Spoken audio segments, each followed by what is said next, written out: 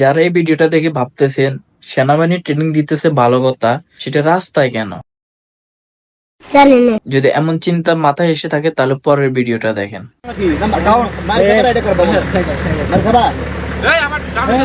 আশা করি এই ভিডিওটা দেখার পর বুঝতে পারছেন কেন এই ভিডিওটা ভাইরাল হচ্ছে আর কেন সেনাবাহিনী তাদেরকে এই রাস্তার উপরে ট্রেনিং দিতেছে। তারপর আপনারা না বুঝেন, চলুন একেবারে পানির মতো পরিষ্কার করে দিচ্ছি আপনাদের সামনে। ঠিক আছে, যেখানে সেখানে টিকটক করা এই ছেলেটাকে সবাই চেনেন।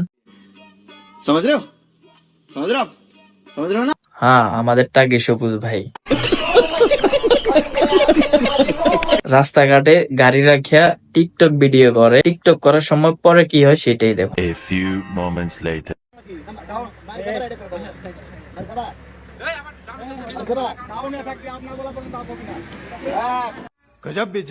হ্যাঁ, এই টাকি সবুজকে সেনাবাহিনী ট্রেনিং দেওয়া হচ্ছে, কারণ কি রাস্তাঘাটে টিকটক ভিডিও করতেছিল গাড়ি রেখে।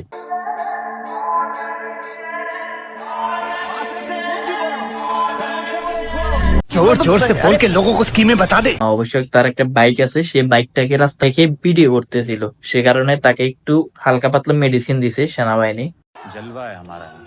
আর এই টাকি সবুজের এই অবস্থা দেখে বাংলাদেশের সকল ইউটিউবার ইনফ্লুয়েন্সাররা মনে মনে এই ডান্সটা দিতেছে।